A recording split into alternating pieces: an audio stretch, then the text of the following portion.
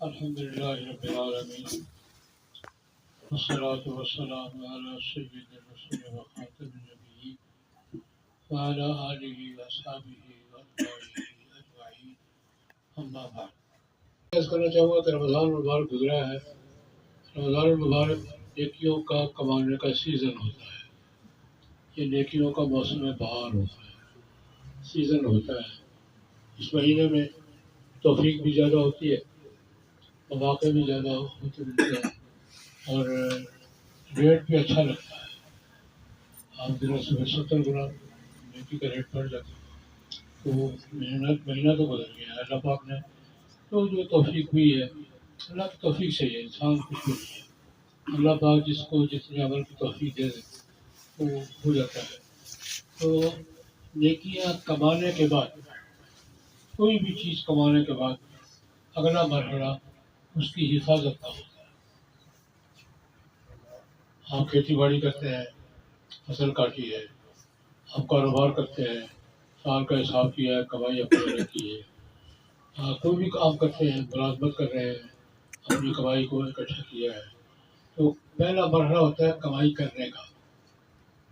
کمائی کرنے کے بعد دوسرا مرحلہ ہوتا ہے کمائی کی حفاظت کرنے کا. وہ کمائی کی طرح ہی ضروری ہوتا ہے. جس طرح کمائی میں محنت لگتی ہے، فکر لگتا ہے، حفاظت میں بھی محنت لگتی ہے، فکر لگتا ہے. کہ کمائی کی ہوئی کمائی اگر ضائع ہو جائے تو بہت زیادہ افسوسناک ہوتی ہے. اللہ رب العزت نے قرآن کریم میں نیکیوں کے حوالے سے یہی بات سمجھائی ہے ہمیں. جناب نبی کریم صلی اللہ علیہ وسلم سے اللہ پاک نے فرمایا قل اعوذ باللہ من الشیطان الرجیم بسم اللہ الرحمن الرحیم قل هل ننبئکم بالاخسرین اعمالا. اے پیغمبر صلی اللہ علیہ وسلم کیا ہم تمہیں خبر دیں کہ عمل کے اعتبار سے زیادہ خسارے والا کون ہے؟ ایک تو خاسرین ہے نا، جس نے عمل نہیں کیا وہ خسارے میں ہے. اکثر زیادہ خسارے والا کون ہے؟ ہم بتائیں گا. اس بتایا الذین ضل سعیهم فی الحیاۃ الدنیا وهم یحسبون انهم یحسنون صنعا. وہ لوگ زیادہ خسارے والے ہیں جو نیکیاں کماتے تو ہیں لیکن نیکیاں دنیا میں ہی ضائع ہو جاتی ہیں، اور وہ اپنے حساب سے خوش ہوتے ہیں کہ ہم نے بہت کچھ کما رکھا ہے. الذین ضل سعیهم فی الحیاۃ الدنیا، جن لوگوں کی نیکی کرتے ہیں، اعمال کرتے ہیں لیکن دنیا میں ضائع ہو جاتے ہیں. وہم یحسبون، اپنے دل میں وہ خیال کیے ہوتے ہیں انہم یحسنون صنعا، کہ ہم نے وہ کام بھی کیا تھا، وہ کام بھی کیا تھا، وہ نیکی بھی کی تھی، وہ نیکی بھی کی تھی. ان کے ذہن کے حساب سے وہ نیکیاں قائم ہیں، عمل ڈیلیٹ ہو چکے ہیں. زیادہ خسارے والے ہو ہیں. سادہ سی مثال ہے، ایک آدمی سارا دن گھر بیٹھا رہا، کوئی کام وام نہیں کیا، شام کو اس کی جیب خالی ہے. ایک آدمی نے سارا دن محنت کی ہے، مزدوری کی ہے، کوئی 1200 کمایا ہے، جیب میں ڈالا ہے، جیب کی حفاظت نہیں کی، گھر میں آنے سے پہلے جیب پٹ گیا ہے. یہ بھی خسارے میں ہے. زیادہ خسارے والا کون ہے؟ جس نے کما کے ضائع کر، عمل کر کے حفاظت نہیں کر سکا. اور ایک سادہ سی مثال، آج کل کمپیوٹر پہ کام کرتے ہیں. کمپیوٹر آج کل کیا کام کیا، سیو نہیں کیا، پتہ نہیں کس وقت وائرس آیا ڈیلیٹ ہو گیا. ہو جاتا ہے. اگر اپنے کام کو سیو نہیں کریں گے کوئی پتہ نہیں کس وقت ڈیلیٹ ہو جائے اور پتہ بھی نہ چلے کہ کہاں گیا. یہ بات کہہ کے اللہ رب العزت نے قرآن کریم میں کچھ اعمال کی نشاندہی کی ہے جن اعمال کی وجہ سے نیکیاں ڈیلیٹ ہو جاتی ہیں. ایک دفعہ مجھے بس خیال ہے کہ قرآن پاک میں اور احادیث مبارکہ میں وہ اعمال جن اعمال کی وجہ سے کی ہوئی نیکیاں ضائع ہو جاتی ہیں، تو میں گننے کی کوشش کی تو شاید 11 تک پہنچا تھا، لیکن وہ 11 تو نہیں، بہت زیادہ ہے. لیکن کچھ اعمال ان میں سے 2-4 کا ذکر کرتا ہوں جن کا قرآن پاک نے ذکر کیا کہ جس عمل کی ہوئی نیکی ضائع ہو جاتی ہے، کمایا ہوا عمل ضائع ہو جاتا ہے.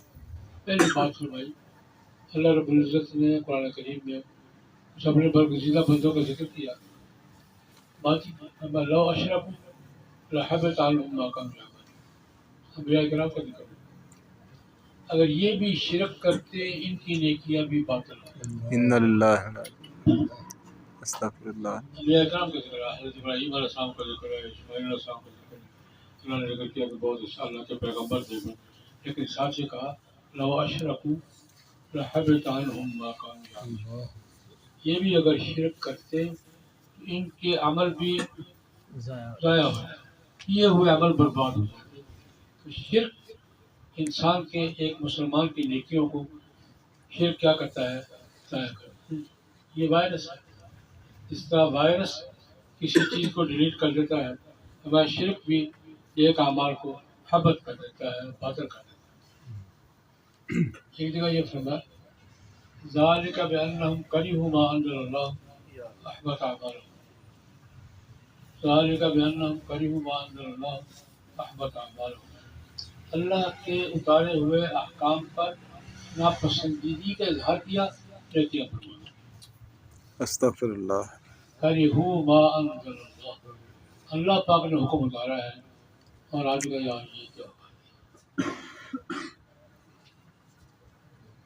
اللہ کے اتارے ہوئے حکم پر کراہ ناپسندی کے اظہار کیا. یہ کیا یہ سستی کیوں کی ہے؟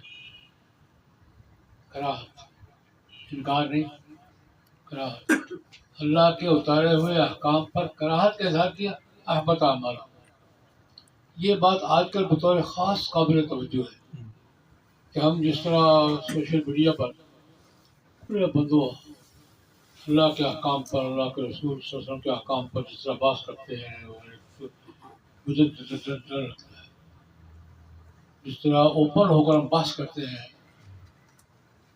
نیکی کے اعمال پر، قرآن پاک کے احکام پر، رسول اللہ علیہ وسلم کی سنتوں پر، مجھے ڈر لگتا ہے کہ یہ کسی ذاتی اس طرح نہیں آتا کیا. لیکن حکم یہ ہے ذالک بأنہم کرہوا ما انزل اللہ، انہوں نے اللہ کے اتارے ہوئے احکام پر کراہت کا اظہار کیا، احبط اعمالہم، اللہ پاک نے عمل برباد کر. تیسرا عمل ذکر کیا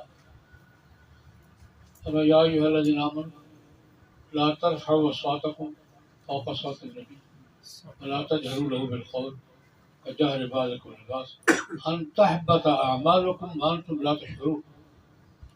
جناب نبی کریم صلی اللہ علیہ وسلم کا ادب اور احترام. اب حضور کے روضہ اطہر پر بھی کھڑے ہونا، ایسا بات بولو بھائی، آواز اونچی نہیں کرو. تمہاری آواز حضور کی آواز اونچی نہیں ہونی چاہیے. جیسے ایک دوسرے کو بے تکلفی سے بلاتے ہوئے ایسے نہیں بلاؤ. لا ترفعوا اصواتکم فوق صوا، وہاں بھی روضہ اطہر میں بھی لکھا ہوا ہے. لیکن عجیب بات ہے، دو حرم ہیں. مکہ کا حرم کیا جتنا شور بچاؤ کم ہے. مکہ کے حرم میں کیا ہے، جتنا اونچی یا لبیک لبیک کہو وہی کم ہے. لیکن یہاں کا حرم کیا ہے، آواز اونچی کی دیکھیے برباد ہو جائے. اللہ اکبر کبیرہ، اللہ اکبر کبیرہ. وہ حرم مکی ہے اور دنیا لبیک اللہم لبیک اللہ اکبر اللہ اکبر جتنا اونچی کر کو. یہاں آواز اونچی کی تو نیکیاں برباد ہو جائیں.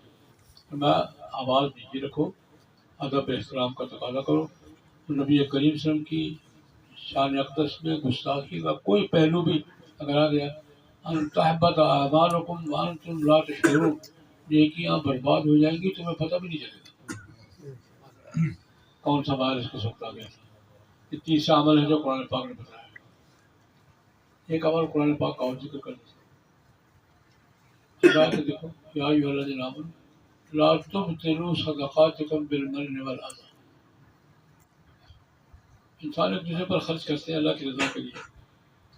اب جس پر اللہ کی رضا کے لیے کچھ خرچ کیا ہے، مدد کی ہے، مدد اس کی ہے، اللہ کے کہنے پر کی ہے، اس پر اس کو احسان جتایا، نیکی برباد ہو جائے. انسان ہی خرچ کرتا ہے، انسان پر ہی کرتا ہے. امام غزالی رحمۃ اللہ علیہ بڑی مزے کی بات کرتے ہیں کہ دیکھو اللہ پاک کو انسان کی عزت نفس کتنی پیاری ہے. انسان دے رہا ہے، انسان کو دے رہا ہے. اللہ درمیان میں خود کھڑا ہو گیا، تم مجھے دے رہے ہو تو مجھ سے لے رہے ہو. یہ انسان کی عزت نفس کا پاس ہے. مجھے دے رہے ہو، اس کو کیا کہتے ہیں؟ مجھے دے رہے ہو، اس کا تم مجھ سے لے رہے ہو. اللہ پاک امام غزالی کہتے ہیں اللہ پاک خود درمیان میں کھڑا ہو گیا کہ تو مجھے دے رہا اس کو میں دے رہا ہوں میرے کہنے پر دے رہا. فرمایا کہ اگر اس کو احسان جتایا جس پر خرچ کیا ہے جس کو کچھ دیا ہے اللہ کے نام پر اس کو احسان جتایا لا تبطلوا صدقاتکم بالمن والاذى. من رو برو احسان جتانا میں نے فلاں وقت تیرے ساتھ یہ نیکی کی تھی لیکن گئی. اور اذا غیر حاضری میں اس کو ہم پنجابی میں کان پیچھے کہتے ہیں غیر حاضری میں اس انداز سے ذکر کیا کہ اس کو پتہ چلے تو تقریباً یار مجھے مجھ پر اس نے نیکی کی تھی تو مجھے لوگوں کے سامنے خراب کیوں کیا. دونوں سے نیکی برباد ہوتی ہے من سے بھی اذا سے بھی. بلکہ قرآن پاک نے یہاں تک کہا قول معروف و مغفرۃ خیر من صدقۃ یتبعها اذی. اگر کسی کو کچھ دے کر بعد میں جتلانا ہے تو بہتر ہے مت دو یار. قول معروف و مغفرۃ خیر من صدقے سے جس کے پیچھے اذا لگی ہو اور اچھی طریقے سے ٹال دینا بہتر ہے معاف کر جانا. یہ عمل کہ کسی پر نیکی کی ہے کہ اللہ کی رضا کے لیے کی ہے اس کو جتلانا اس کا تذکرہ کرنا ایسے انداز سے کہ اس کو تکلیف ہو اب ایسی نیکی برباد ہو جاتی ہے. ایک کا ذکر اور بہت سی ہیں لیکن جناب نبی کریم صلی اللہ علیہ وسلم نے بھی ایک عمل کا ذکر کیا ہے. فرمایا ان الحسد یاکل الحسنات کما تاکل النار الحطب.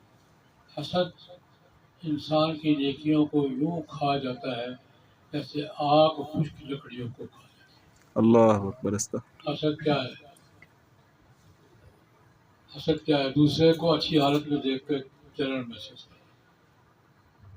ایک ہی جذبہ مثبت ہو جائے تو وہ قابل تعریف ہے. رشک ہے, غبطہ ہے. کسی کو اچھی حالت میں دیکھا اللہ تیری مہربانی اس بھائی کو یہ چیز دی ہے مجھے بھی دے. یہ رشک ہے, اس کو غبطہ کرتے ہیں. یہ پسندیدہ چیز ہے. اور یہ اگر دل میں خیال ہے کہ میرے پاس نہیں ہے تو اس کے پاس کیوں ہے, یہ حسد ہے. وہی جذبہ مثبت ہو جائے تو قابل رشک ہے, وہی جذبہ منفی ہو جائے تو حسد ہے. اور یہ حسد بھی نیکیوں کو یوں کھا جاتا ہے کسی کو اچھی حالت میں دیکھ کر, اچھے منصب پر دیکھ کر, اچھی کیفیت میں دیکھ کر, اس کے پاس کو اللہ کی بڑی نعمت دیکھ کر جلن محسوس کرنا. یہ میں اس کا ترجمہ کیا کرتا ہوں. حسد دل کی جلن کا نام ہے. حسد کس کا نام ہے؟ جلسی کا نام. ایسی جلن ہے کہ دل تو جلتا ہی ہے, نیکیاں بھی ساتھ ہی جل جاتی ہیں. اس لیے دوسروں کو اچھی حالت میں خوش ہونا چاہیے. تیری مہربانی میرے اس بھائی کو مجھے بھی دے. تو یہ چند اعمال میں نے اس لیے ذکر کیے ہیں کہ بہت سے اعمال نیکیوں کی حفاظت کے ہوتے ہیں, بہت سے اعمال نیکیوں کو ضائع کرنے والے ہوتے ہیں. جناب نبی کریم صلی اللہ علیہ وسلم نے ہمیں تلقین فرمائی ہے بھائی نیکیاں بھی کرو, نیکیوں کی حفاظت. ایسے اعمال سے بچو جن اعمال سے نیکیاں ضائع ہوتی ہیں. اللہ پاک جو کچھ بھی رمضان میں تھوڑی بہت کمائی کی ہے اللہ پاک حفاظت کی توفیق عطا فرمائے, آمین. اور یہ اعمال آخرت میں ہمارے لیے نجات کا ذریعہ بنے. اللہم صلی آمین. صلی اللہ تعالی علیہ وسلم. استغفرک ربنا